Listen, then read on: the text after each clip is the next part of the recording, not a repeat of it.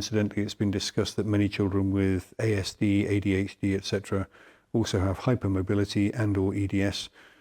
Is that what you find? We know that there's a link, and we don't know what it is. So yes, people with hypermobility doesn't necessarily have ADHD, but there's a high percentage of them that do.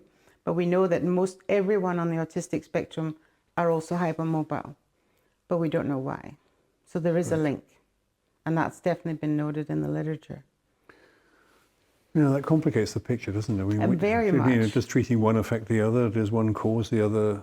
We don't know. But we don't know. So what is the state of research? I think you said you discovered a new paper recently. I mean, I did. There was one published that I didn't actually get to send to you because it only came out on May 15th. And this was new guidelines by Sally Pizarro et al. I'll send you the link. Okay. You can send it out. And it's guidelines to managing pregnancy in hypermobile women. And it's basically a collection of expert witnesses, expertise and all the latest research. And they've collated everything that there is and just issued new guidelines. So it is very handy, and it's full of all the latest research. How much of a problem is hypermobility in pregnancy?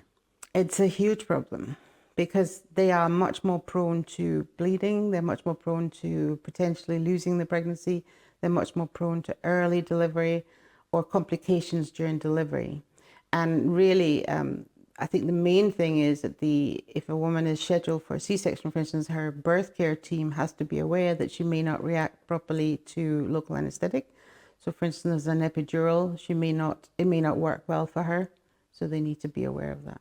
I remember years ago, and we brought this up on the show before, that it came as a huge revelation to us that effect occurs, and that a lot of people going to the dentist don't respond to Novocaine or whichever the anaesthetic was they were using, and dentists wouldn't accept it. Yeah. And you must be numb because I've given you half a pint of Novocaine or whatever it was they'd squirted into them. Well, when I told my dentist that I've been diagnosed, he went, "Oh, that's why you always need 3 injections instead of 1. He said, "That totally makes sense." I imagine now it must be more It is widely known. better known now, yeah. But in the past, they wouldn't necessarily understand it. Yeah.